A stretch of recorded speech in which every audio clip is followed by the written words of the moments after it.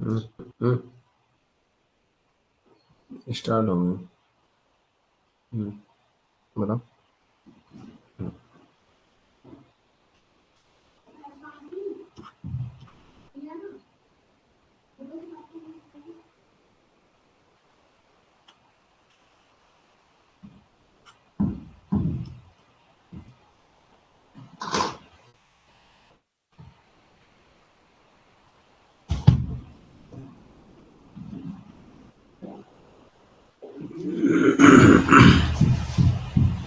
हाय, good morning दोस्तों, कैसे हैं आप सब? आई होप आप लोग बहुत अच्छे होंगे और आपकी पढ़ाई भी अच्छी चल रही होगी। Welcome to session, welcome to filler form.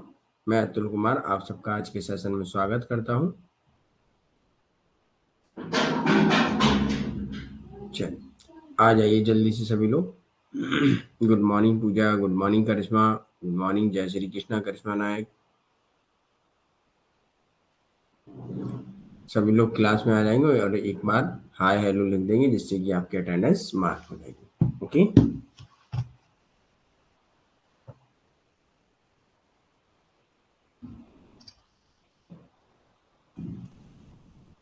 Good morning Sumitra.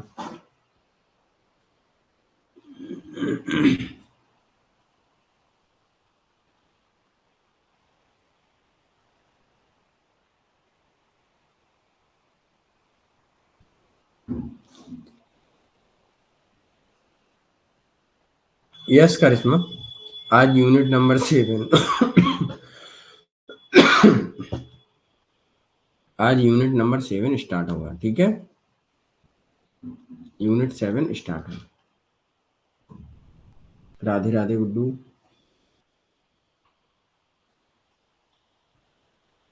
बढ़िया है गुड्डू में। ठीक हूँ। और आप कैसे हैं?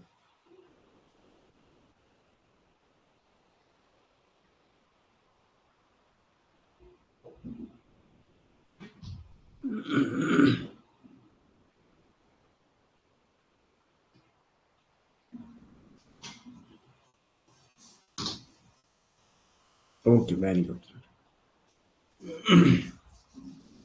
अगर आपके अंदर कुछ करने की चाहत है तो इस दुनिया में आपके लिए असंभव जैसा कुछ भी नहीं। सिर्फ ये मोटिवेशन एक कोट है, लेकिन ये कई चीजें हमें सिखाता भी है। अगर आपके अंदर एक चाह है, एक चाहत है कि हमें अच्छा खाना खाना है, तो आप बनाना सीख जाते हैं। वैसे ही असंभव नहीं है आपके लिए कि खाना अच्छा बनाना हो, ठीक है। जैसे ही आपको चाहत है कि हमें जेआरएफ चाहिए, तो वो असंभव नहीं है। अगर आप समझते हैं कि असंभव है, तो ऐसा कुछ भी नहीं है। ओके। आप जैसे ही लोग जेआरएफ करते हैं, ओके, और आप जैसे ही लोग असिस्टेंट प्रोफेसर बनते हैं, प्रोफेसर बनते हैं, है ना। ये चीजें आपको याद रखनी है। ओके।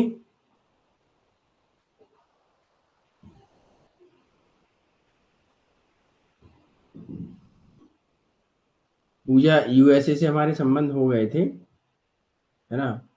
कल यूनिट नंबर 6 पूरा खत्म हो चुका था। कल नहीं, परसों, हाँ कल मॉर्निंग। गुड्डू, क्लास थोड़ी टाइमली नहीं हो पा रही है क्योंकि कुछ कारणवश, क्योंकि यहाँ तो एक तो नेट प्रॉब्लम रहती है ना। तो इस वजह से हो सकता है कनेक्शन हम दूसरा ले लेंगे, उसके बाद टाइमली क्लासेस होंगी। ओके। यस, जहाँ चाहे वहाँ राह। Okay, very good. चलिए तो आगे बढ़ते हैं। आज हम लोग ये टॉपिक ये गलत है, लेकिन आज आप लोग पता क्या करेंगे।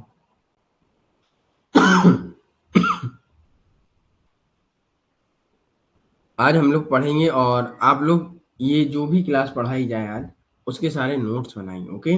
Good morning Nirmala. आज हम लोग को पढ़ना है making of Indian constitution,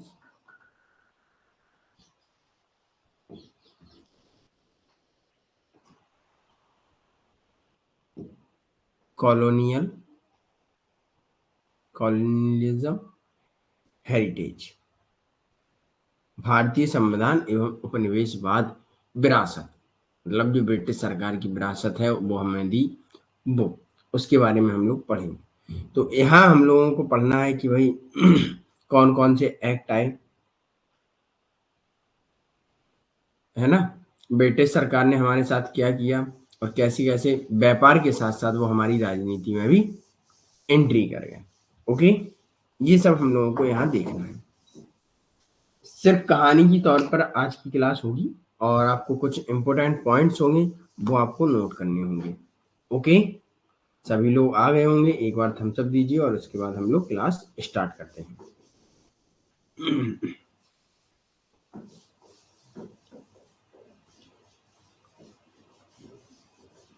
okay, very good.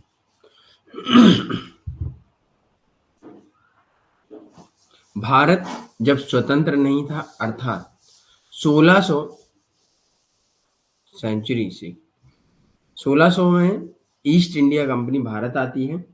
सिर्फ किस उद्देश्य से आती है? व्यापार करने के उद्देश्य से। व्यापार करने के उद्देश्य से जब भारत आई कंपनी, तो उसने देखा कि भारत में बहुत सारे नेचुरल सोर्सेज हैं और इनसे हमने व्यापार अच्छा भी किया। उन्होंने व्यापार अच्छा किया, बढ़िया किया। और यहाँ से जैसे ही वो गए, ब्रिटिश वापस जाते थे, आते थे, जाते थे, बढ़िया मोटे ताजे हट्टे कट्टे बन के जाते थे। ठीक है? इसके बारे में हम थोड़ा एक कहानी के रूप में आगे बताएंगे। ओके? तो अभी यहाँ आपको सिर्फ इतना याद रखना है कि 1600 में ईस्ट इंडिया कंपनी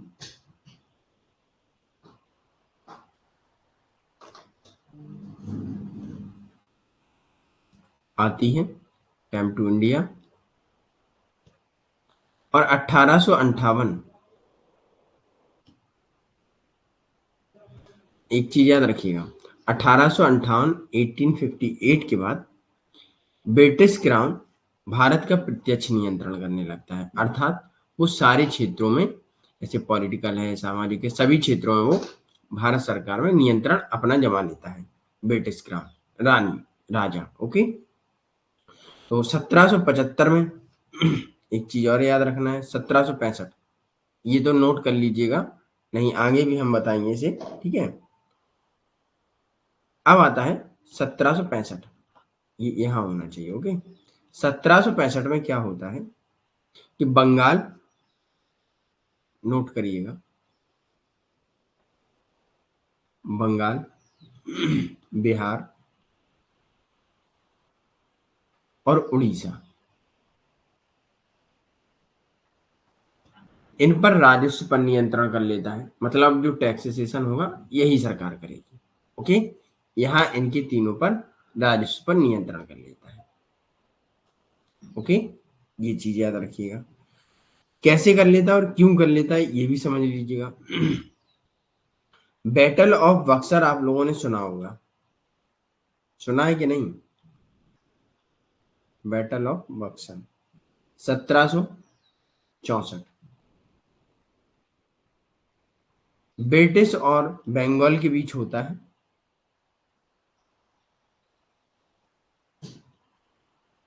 जिसमें ब्रिटिश जीत जाती है और ब्रिटिश अपना नियंत्रण बंगाल, बिहार एवं उड़ीसा पर कर लेती है। ओके? अब 1600 आपको क्लियर हुआ, 1765 क्लियर हुआ, ये चीजें क्लियर हुई आपकी। इसे छोड़ दीजिएगा अभी। ठीक है? एकदम सीक्वेंस से चलेंगे तो चीजें आपको क्लियर रहेंगी। ये मैं रेजर कर देता हूं, ये नोट हो गया।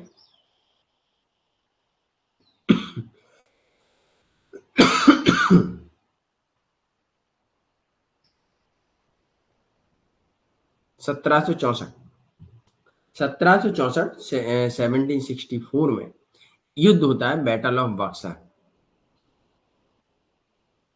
बक्सर का युद्ध, बैटल ऑफ बक्सर, ये 1764 में होता है, जिसमें ब्रिटिश सरकार और जो किस किस के बीच होता है, ये British versus Bihar, sorry Bengal.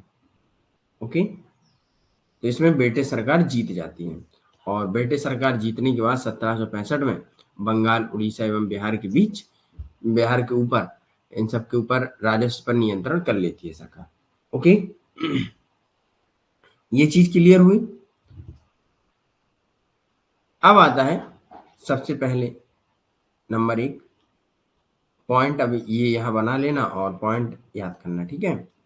1773 में आता है रेगुलेटिंग एक्ट।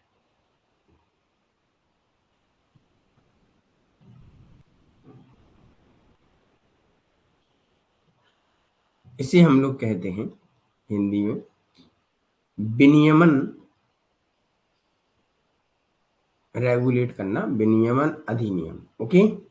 अब यहां से पूछ सकता है एनटीए कि विनियमन अधिनियम कब लागू हुआ, तो 1773। ओके।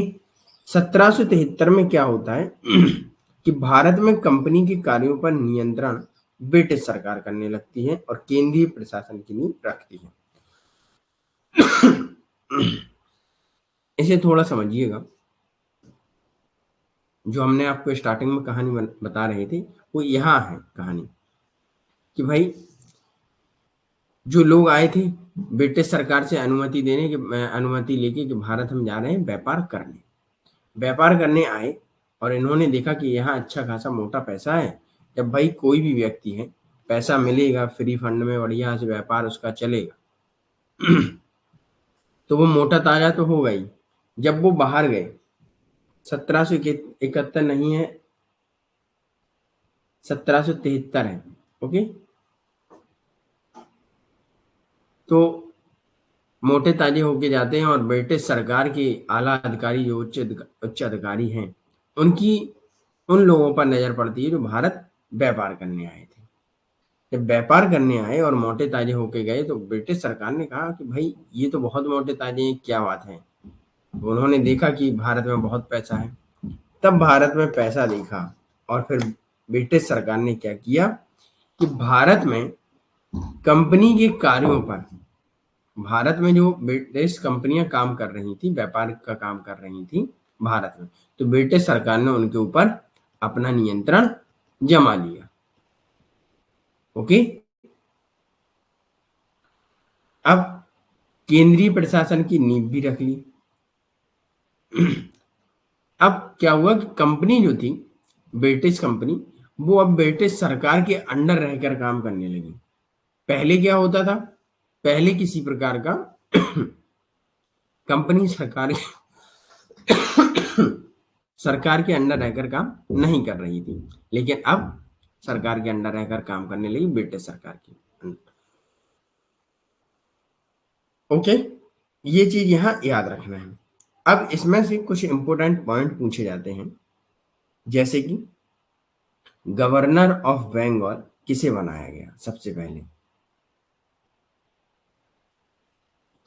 गवर्नर ऑफ बंगाल किसे बनाया गया,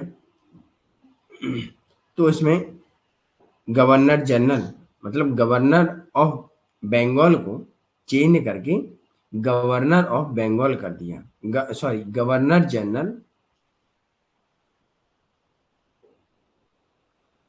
ऑफ बंगाल कर दिया। ओके। अब एक चीज यहां याद रखना है कि पहले गवर्नर ऑफ बंगाल होता था सिर्फ बंगाल का अकेला।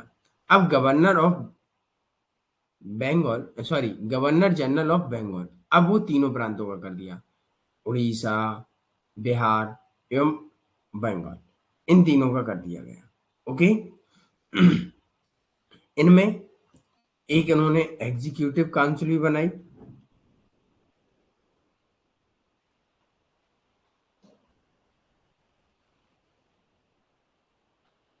उसमें 4 मेंबर होते हैं। ओके। 4 मेंबर रखे और फर्स्ट जो गवर्नर जनरल था तो वो थे वॉरेन हेस्टिंग। ओके।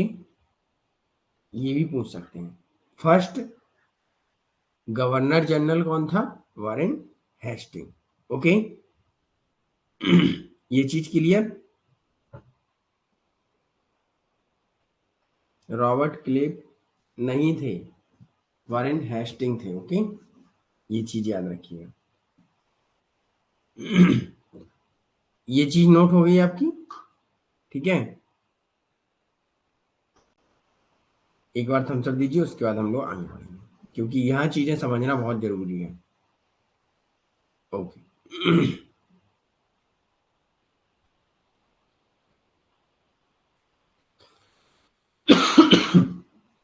अब आता है,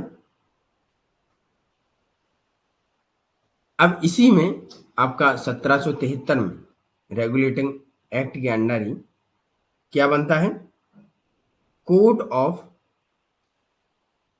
डायरेक्शन भी बनता है,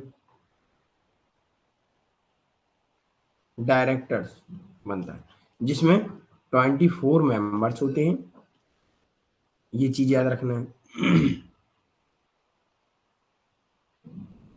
अब क्या होता है, इसमें कंपनी पर नियंत्रण सरकार का होता है, और सभी जानकारी जो भी व्यापारी करेंगे, यहाँ जो कुछ भी करेंगे, व्यापारियों के बारे में जानकारी, इनकी जो कोर्ट ऑफ डायरेक्शन एग्जीक्यूटिव बनी थी, तो ये सारी चीजें वो किसे बताएगा, सरकार को बताएगा। ओके, सभी जानकारी व्यापार से संबंधित सरकार को बताइए। कहने का तात्पर्य ये हुआ कि अब कंपनियां सरकार के अंडर रहकर काम करने लगी भारत में, पहले स्वतंत्र थी। ओके। सुप्रीम कोर्ट भी बनता है,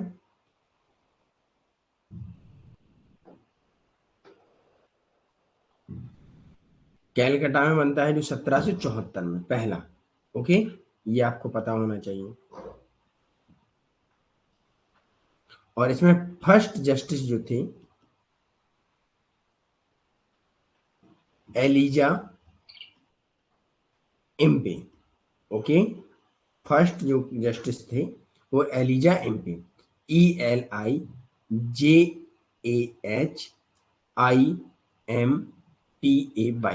एलिजा इम्पे। ओके,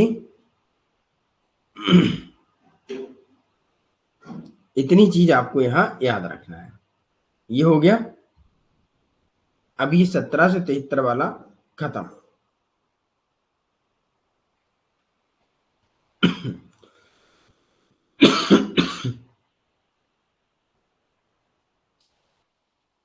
अब दूसरा लिखिएगा, ये समाप्त। अब आता है आपका अमेंडमेंट, संशोधन आता है।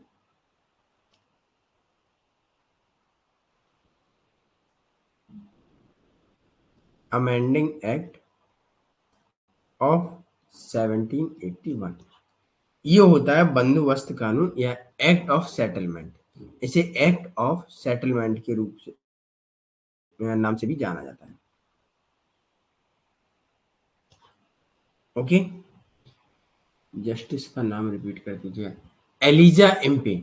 ओके करिश्मा, नाम लिख लीजिएगा, एलिजा इम्पे। ओके, जस्टिस है ये फर्स्ट।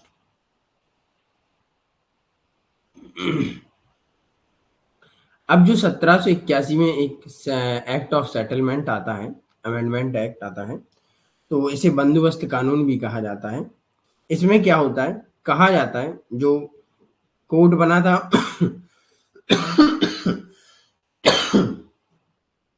1774 में जो कोड बना था,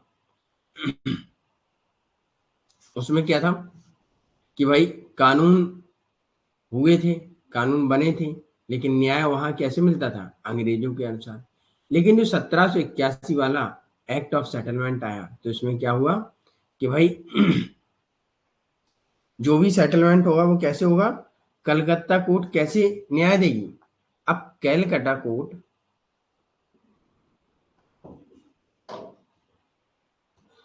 कैसे न्याय करेगी, हिंदू धर्म के हिंदू कानून के अनुसार एवं मुस्लिम धर्म के मुस्लिम कानून के अनुसार। यस कोमल, आज ही स्टार्ट हुआ है, गुड मॉर्निंग। तो कैलकटा कोर्ट में ये हुआ कि भाई आप क्या करिएगा, न्याय जो भी कर रहे हैं वो हिंदू एवं मुस्लिम के निजी कानूनों के हिसाब से करिएगा। ओके,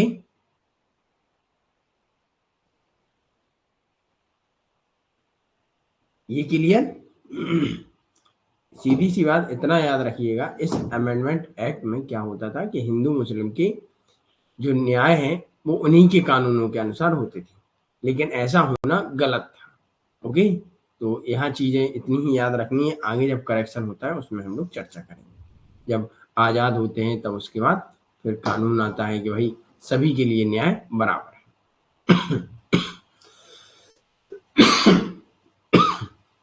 ये नोट कर लिया। चलिए आगे बढ़ते हैं। अगला पॉइंट है आपका सेकंड, पिट्स इंडिया एक्ट 1884। ये आपको याद रखना है। अब क्या होता है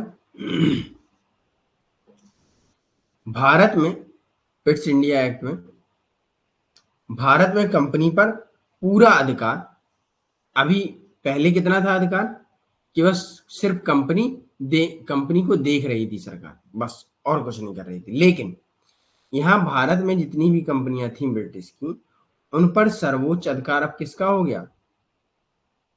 सरकार का हो गया। ब्रिटिश सरकार के नियंत्रण में आ गई, अर्थात सरकार बराबर ब्रिटिश सरकार। ओके, अभी हम लोग आजाद नहीं हुए इसमें। ब्रिटिश सरकार का सर्वोच्च नियंत्रण। ओके, यहाँ नियंत्रण हो जाता है और भारत को ब्रिटिश क्षेत्र का कह दिया जाता है। अब भारत क्या हो गया? ब्रिटिश का एक क्षेत्र हो गया, अर्थात एक कॉलोनी हो गई। ओके, ये चीज आपको याद रखनी है यहाँ। अब यहाँ क्या होता है? एक दोहरी सरकार प्रणाली आ जाती है, डुअल गवर्नमेंट आ जाती है, दोहरी सरकार प्रणाली स्टार्ट हो जाती है, डुअल गवर्नमेंट सिस्टम। उसमें क्या होता है? राजनीतिक कार्य एवं व्यापारिक कार्यों का पृथक हो जाता है। राजनीतिक कार्य एवं व्यापारिक कार्य दोनों अलग अलग चलने लगते हैं। दोनों अलग अलग कैसे चलने लगते हैं? दो बोर्ड बनाए जाते हैं। नंबर एक, बोर्ड ऑफ कंट्रोल, और नंबर दो, कोर्ट ऑफ डायरेक्टर्स। दो बोर्ड बनाए जाते हैं, इसे बोर्ड ऑफ कंट्रोल, नियंत्रण बोर्ड कहा जाता है। ये राजनीतिक कार्य देखता है, पॉलिटिकल कंट्रोल की रिपोर्ट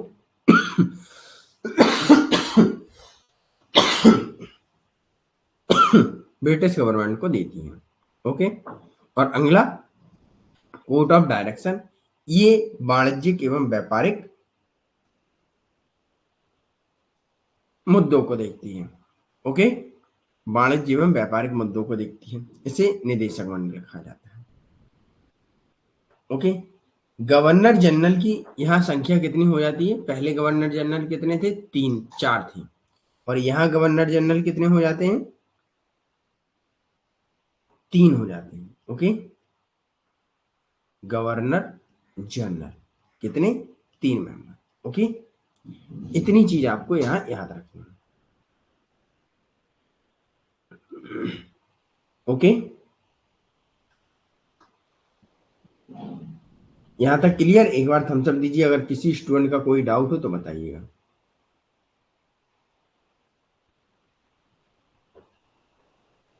जब 1773 में गवर्नर ऑफ बंगाल में governor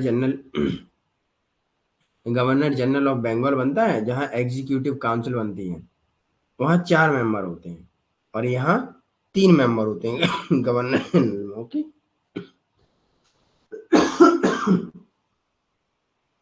clear? Okay, very good, सभी ने नोट कर लिया। चलिए अब आगे बढ़ते हैं। अब डालेंगे पॉइंट नंबर 3, जिसमें आता है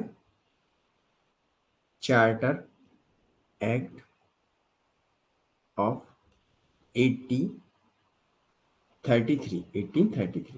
ओके, अब इसमें क्या होता है?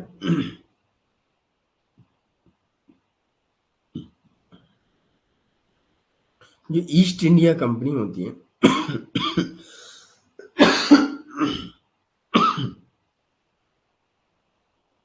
ईस्ट इंडिया कंपनी उसका एकाधिकार समाप्त हो जाता है। मतलब उसका जो सिंगल डोमिनेंस था, मतलब एक अधिकार था कि वही सब कुछ कर रही थी, यहाँ पर वो चीजें सारी समाप्त हो जाती है क्योंकि ब्रिटिश सरकार सब कुछ संभालने लगती है। ओके, केंद्रीकरण अर्थात सेंट्रलाइजेशन,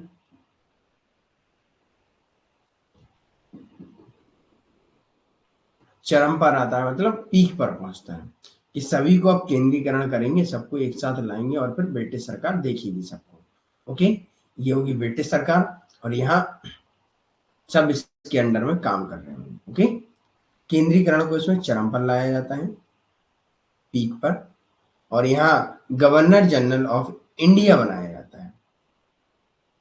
गवर्नर, शॉर्ट में लिखे दे रहे हैं जी, गवर्नर जनरल ऑफ इंडिया बनाया जाता है। तो पहला जो गवर्नर जनरल, पहले क्या था, गवर्नर जनरल ऑफ बंगाल था, अब क्या होगा कि गवर्नर जनरल ऑफ इंडिया बनाया गया। ओके, तो अंतर यहाँ ये हो गया, पहले क्या था, गवर्नर जनरल ऑफ बंगाल, अब governor general of India.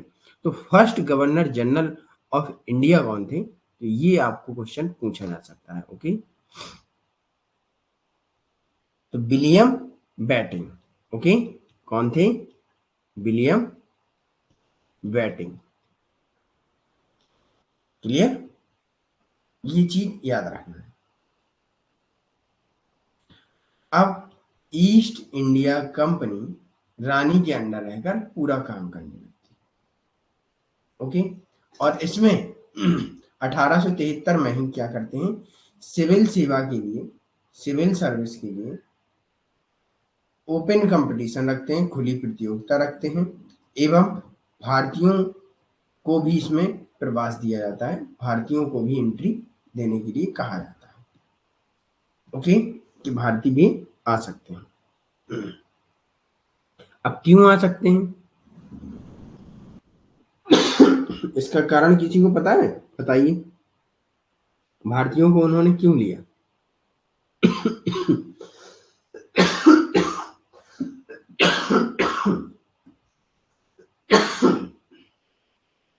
Sorry,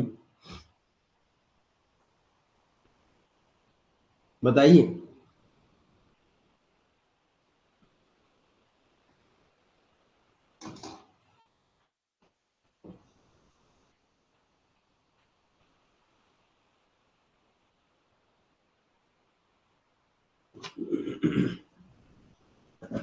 भारतीयों को इन्होंने क्यों लिया, नहीं है किसी को पता? भारतीयों को इसलिए लिया क्योंकि इनको व्यापार करने में सुविधा हो और शासन करने में भी सुविधा हो। जब लोग लोकल लैंग्वेज को समझेंगे अच्छे से तो क्या होगा, व्यापार आसानी से होगा होगा इसलिए इन्होंने भारतीयों को भी एंट्री देना स्टार्ट किया। ओके, इतनी चीज हम लोगों को इसमें रखना है, चार्टर एक्ट 1833 में। Okay, yes yes, very good Karishma. चलिए, यहां तक नोट हो गया सभी का?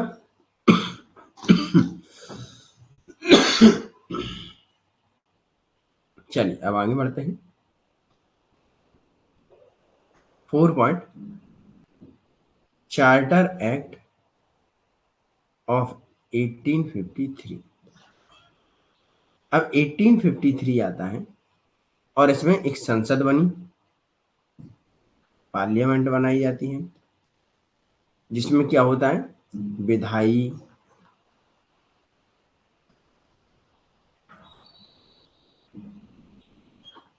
और कार्यकारी कार्यों को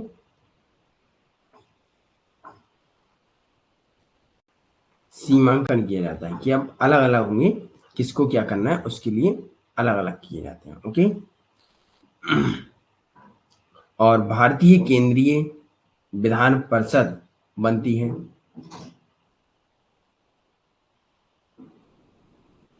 ये चीज याद रखिएगा।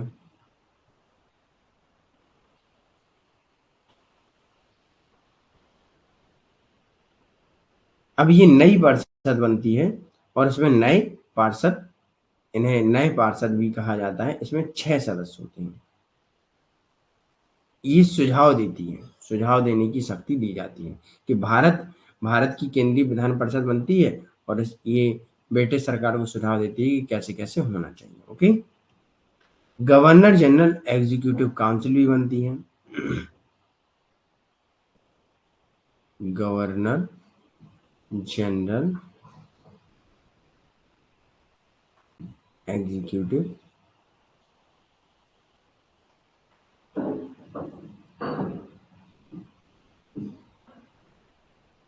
वही तो बता रहे हैं, काउंसिल भी बनती है ना।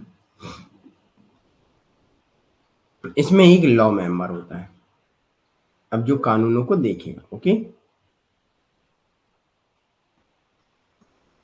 करिश्मा पहला वाला पॉइंट, इसमें एक संसद बनती है और संसद में विधायी एवं कार्यकारी कार्यों का सीमांकन किया जाता है कि अब विधायी कार्य कौन करेगा। और सेम जैसे मान लीजिए अपनी इंडियन पार्लियामेंट है वैसी ही बनती है कि एग्जीक्यूटिव एंड लेजिस्लेटिव कार्यों को अलग अलग कर दिया जाता है। ठीक है, कि अब किसको कौन देखना, विधायी एवं कार्यकारी कार्यों को सीमांकन कर दिया जाता है।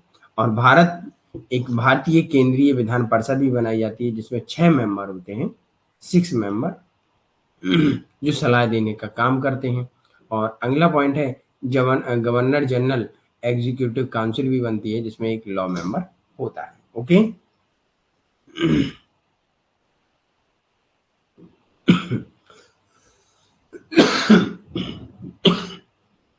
ये चीज क्लियर। चलिए आगे बढ़ते हैं। अब इसमें लोक सेवकों को भी बनाया जाता है, लोक सेवक भी आते हैं जिनका चयन भारतीय मतलब लोक सेवकों में सिविल सर्वेंट जो आते हैं उनमें भारतीय भी होते हैं, इंडियन भी होते हैं। ओके। इसे हम सार्वजनिक प्रतियोगिता कहते हैं। जैसा कि हम लोगों ने 1833 में पढ़ा था, चार्टर एक्ट ऑफ 1833 अभी पढ़ा था कि भारतीयों के लिए कुछ ओपन कंपटीशन रखा जाता है जिसमें भारतीय भी एंट्री कर सकते हैं। तो अब यहाँ क्या हुआ, सिविल सर्वेंट में भारतीयों का भी चयन सार्वजनिक प्रतियोगिता से होने लगा। और इसे हम लोग और एक बनती है मैकाले कमेटी, मैकाले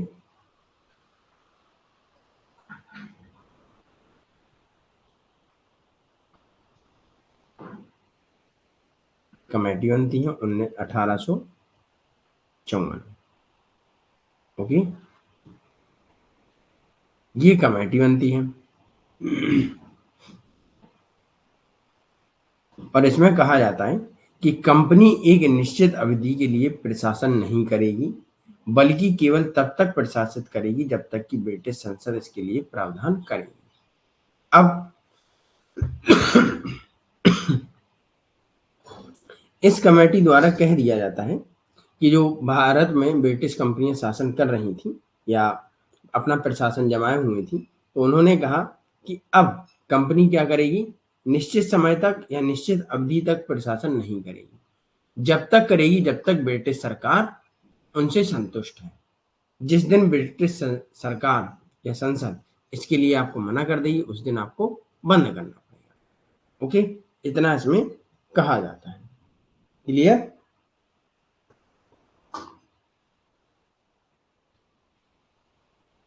यहाँ तक क्लियर है सभी को? एक बार थम्स अप दीजिए, उसके बाद हम लोग आगे बढ़ेंगे।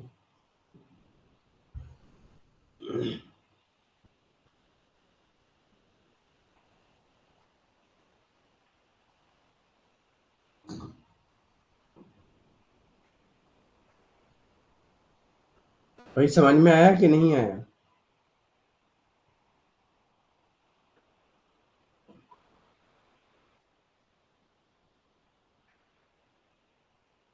आगे बढ़ा जाए। Guddu, Karishma, Komal, Sama Hussain, Sumitra, Sonia, Pooja, Anjani, Nirmala. Okay, very good. अब आते हैं गवर्नमेंट ऑफ इंडिया एक्ट 1858।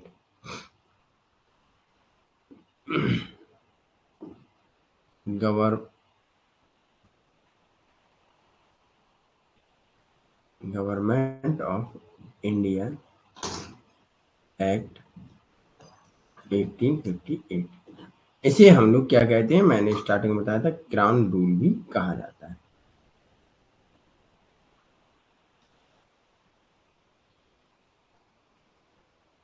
लोक सेवक सिविल सर्वेंट है, इंग्लिश में कहते हैं, है ना।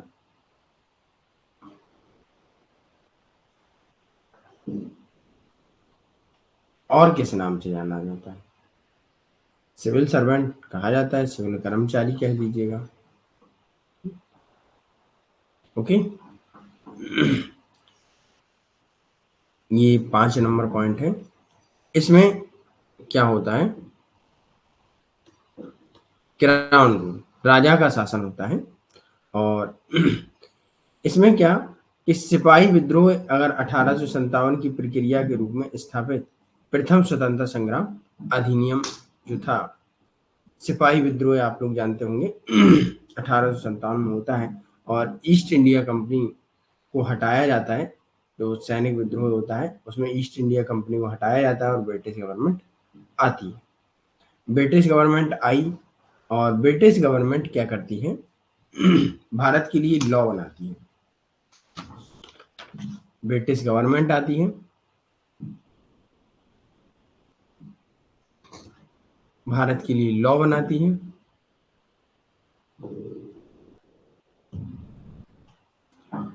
किससे? अपनी ही संसद से, ब्रिटिश में बैठकर भारत के लिए लॉ बनाती है।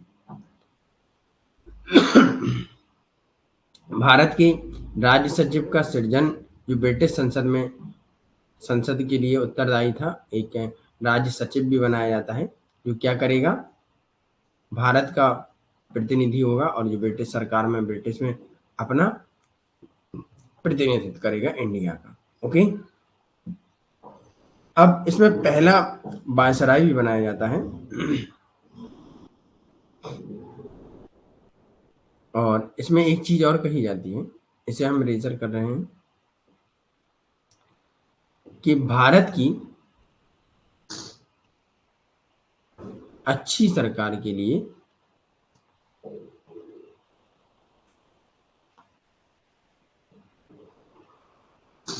अधिनियम, भारत की अच्छी सरकार के लिए अधिनियम जो ब्रिटिश गवर्नमेंट आती है, ये बाल गंगाधर तिलक ने कहा, ठीक है, ब्रिटिश गवर्नमेंट को। तथा ब्रिटिश गवर्नमेंट क्या करती है, भारत के लिए लॉ बनाने लगती है अपनी संसद से।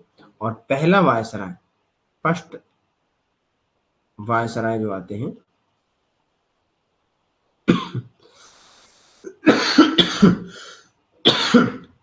रानी के प्रतिनिधि के रूप में भारत आते हैं, उन्हें लॉर्ड कैनिंग कहा जाता है, लॉर्ड कैनिंग के नाम से प्रसिद्ध है ना। लॉर्ड कैनिंग आए थे, जो भारत के पहले वायसराय थे।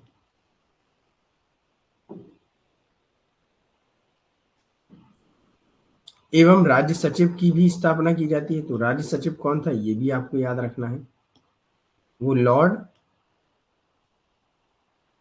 स्टैनली। ओके, लॉर्ड स्टैनली राज्य सचिव और पहला वायसराय लॉर्ड कैनिंग। ओके, ये चीज आपको याद रखना है। अब राज्य सचिव क्या काम करता है, तो काउंसिल ऑफ इंडिया कार्यालय बनता है, जो मदद करेगा भारत में। ओके, ब्रिटिश सरकार द्वारा जो भी मदद पहुंचाई जाएगी वो करेगा और ब्रिटिश सरकार देखेगी वहां। ओके, उद्देश्य क्या होता है इनका, प्रशासनिक मशीनरी में सुधार करना, अर्थात प्रशासन में जो भी कमियां उनको सुधार करना है। और प्रांतीय सरकार में विकेंद्रीकरण शामिल हुआ। जो प्रांतीय सरकार, छोटे छोटे जो राज्य थे, उनमें डिसेंट्रलाइजेशन हुआ सबका, कि भाई अब अपनी अपनी व्यवस्थाएं संभालिएगा थोड़ा थोड़ा, और बकाया प्रतिनिधित्व तो हमारे लोग कर ही रहे हैं, तो उन्हें आप अपनी समस्या बताइएगा, जो ब्रिटिश पार्लियामेंट में डिसीजन लिए जाएंगे आपके लिए, वो यहाँ अप्लाई होंगे। ओके, मतलब ब्रिटिश में बैठकर भारत का शासन हो रहा था। ओके, ये चीजें आपको याद रखनी है। यहाँ तक क्लियर? यहाँ क्राउन रूल आ जाता है, मतलब राजा का एक मुकुट शासन, है ना, राजा का शासन आ जाता है यहाँ।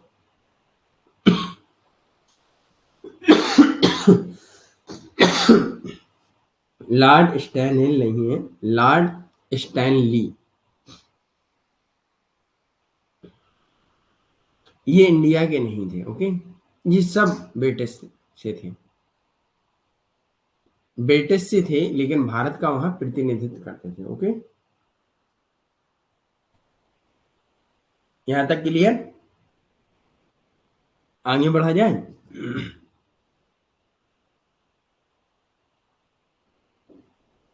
एक बार थम्स अप दीजिए, उसके बाद हम लोग आगे बढ़ेंगे।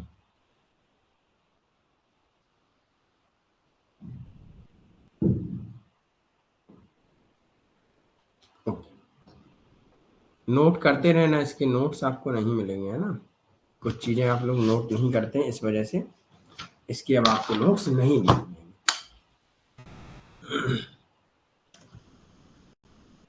अगला आता है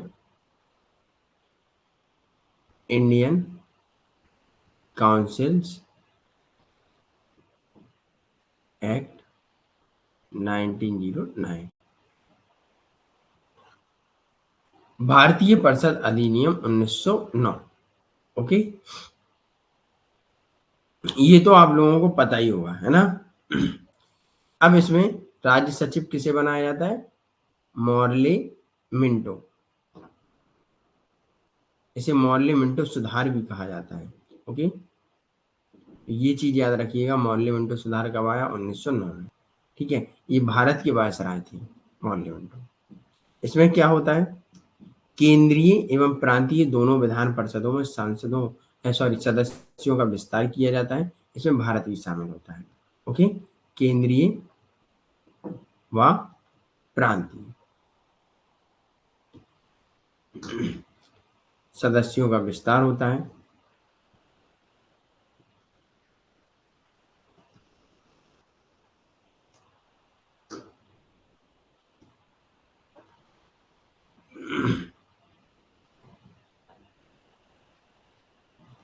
और इसमें भारतीयों को भी शामिल करने लगते हैं कि भैया अब भारतीय भी शामिल हो जाएंगे इसमें। कार्यकारी परिषद में सदस्य बनते हैं, और इसमें कितने मेंबर हो जाते हैं? 60 मेंबर। केंद्र केंद्रीय परिषद सदस्य,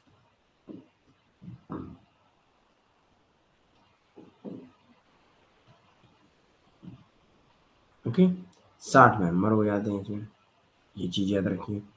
अब भारत के जो पहले कार्यकारी सदस्य बने थे, आप सबको पता होगा, भारत के पहले कार्यकारी सदस्य कौन थे? चलिए बताइए। इसे मैं रेजर कर रहा हूं। भारत के पहले कार्यकारी सदस्य कौन बने? पता है किसी को? कोमल, आपको तो पता होना चाहिए, पहले पढ़ा चुके हैं हम आपको।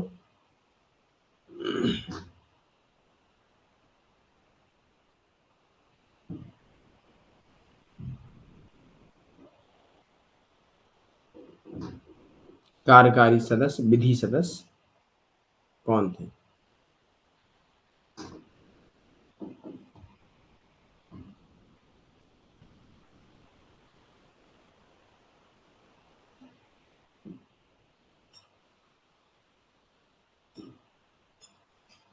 बताइए।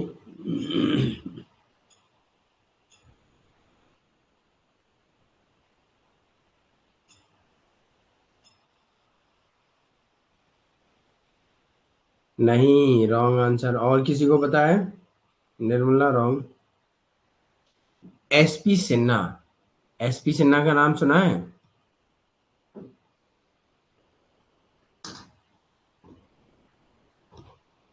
एसपी सिन्हा, सत्येंद्र प्रसन्न सिन्हा, जो पहले कार्यकारी सदस्य थे, जो विधि सदस्य बने, लॉ के सदस्य बने थे, ओके। अब इसमें बात की जाती है अलग निर्वाचन मंडल की।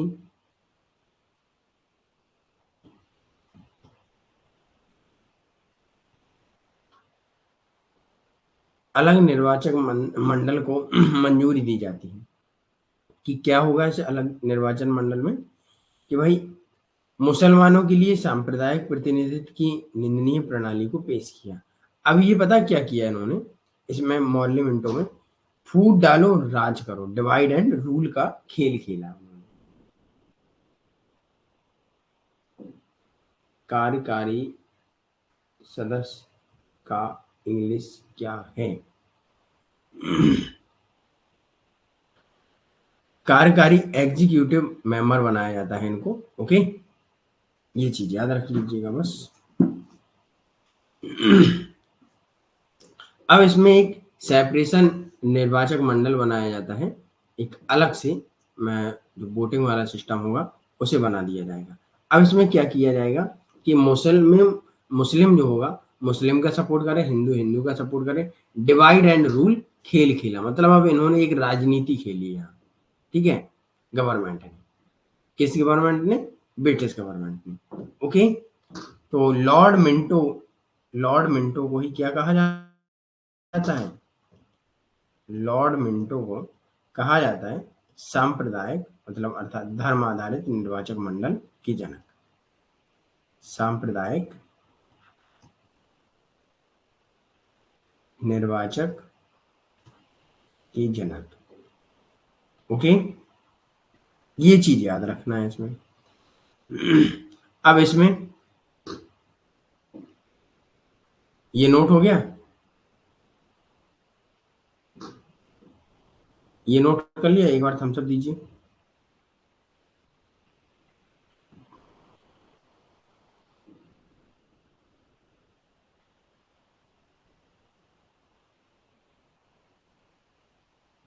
Okay,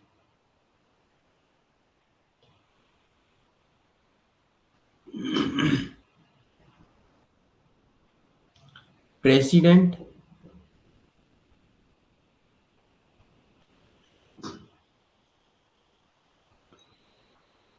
president cooperation,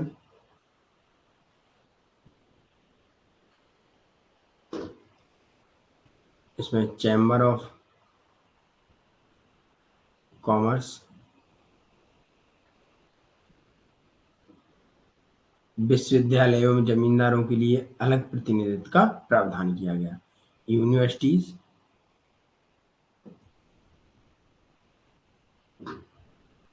and landlords, एक अलग प्रतिनिधित्व का प्रावधान किया जाता है। तो ये सारी चीजें आपको यहाँ याद रखनी है। ओके, मेन पॉइंट पढ़िएगा, ज्यादा डीप में मत पढ़िएगा। ओके, डिवाइड एंड रूल का है, फूट डालो राज करो, ठीक है, वो है। ओके करिश्मा, तो अंग्रेजों ने ही स्टार्ट किया था फूट डालना और राज करना। Okay, clear?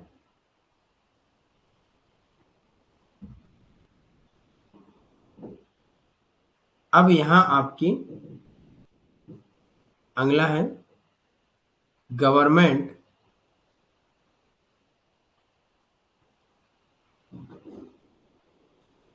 Of India act 1990, 1919 का भारतीय एक्ट। इसमें मॉन्टेस्क्यू चैम्सफोर्ड के नाम से भी इसे जाना जाता है। किस नाम से? मॉन्टेग्यू चैम्सफोर्ड के नाम से जाना, और ये सुधार करने आए भारत में। ये मॉन्टेग्यू भारत के राज्य सचिव बने और ये वायसराय चैम्सफोर्ड। ओके, अब इन्होंने कहा कि प्रांतों में मतलब स्टेट्स में दोहरी शासन दोहरी शासन प्रणाली का प्रारंभ किया, स्टार्ट किया, और उसमें एक वैधानिक आयोग का भी गठन किया गया। केंद्रीय बजटों को राज्य के बजट से अलग किया गया, सेपरेशन हुआ है यहाँ। केंद्रीय सेंट्रल बजट जो है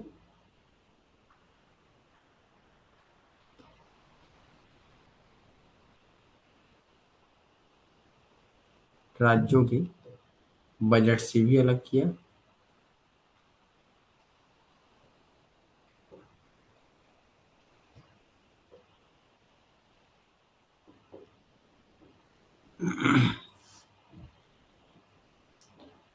ये चीज नोट हो गई आपकी।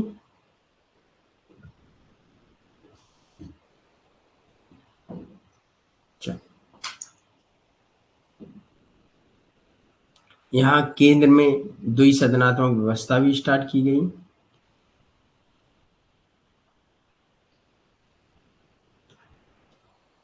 अर्थात वाई कैमरलिज्म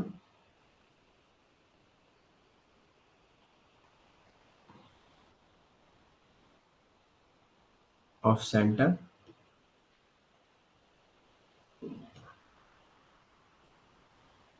पृथक निर्वाचक मंडल,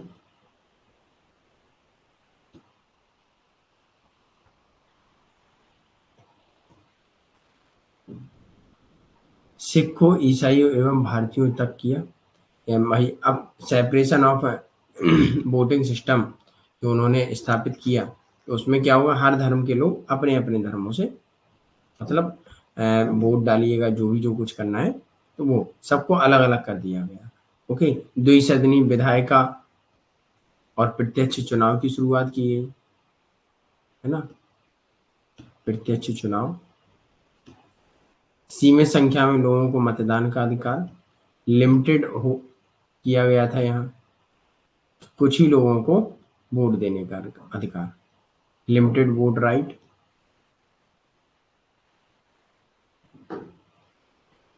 ये सारी चीजें यहाँ नहीं। और राज्यसभा लोकसभा का गठन,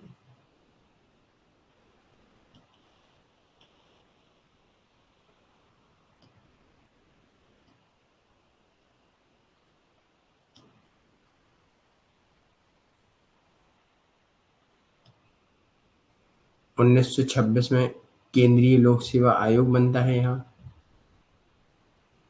1926 केंद्रीय लोक सेवा आयोग बनाया जाता है। ये चीज नोट करिएगा, है ना। यहाँ इतनी चीजें आपको याद रखनी है। ओके, यहाँ तक क्लियर है। और जो भारत का उच्चायुक्त स्थापित किया गया, वो लंदन में स्थापित किया गया कि भाई कोई भी प्रॉब्लम होगी, अब सारे डिसीजन लंदन में लिए जाएंगे। ओके, क्लियर है यहाँ तक। लास्ट पॉइंट, 1926 में केंद्रीय लोक सेवा आयोग बनाया गया।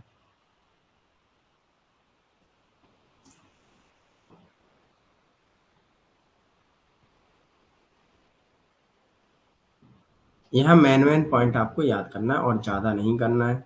अगर ज़्यादा आपको पढ़ना है, समय है आपके पास, तो उठाइएगा लक्ष्मीकांत और पढ़ डालिएगा। लेकिन लक्ष्मीकांत से कोई हल नहीं निकलने वाला, क्योंकि जितना एनटीए पूछता है इसी में घुमाकर पूछ लेता है। ओके,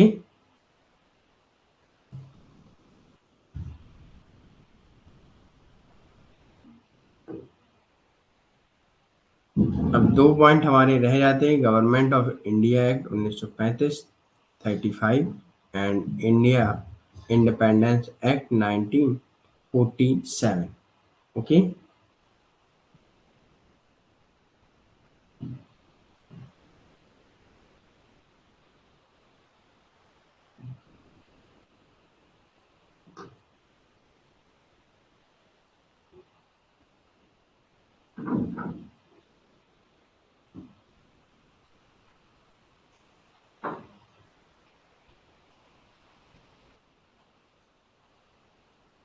यहाँ तक सभी को क्लियर है।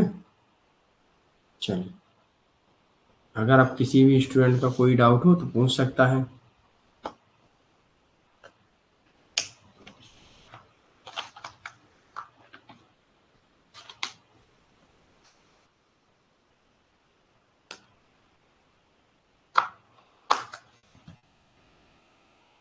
आज के टॉपिक का नाम हिंदी में, तो हिंदी में लिख लीजिएगा, भारतीय संविधान,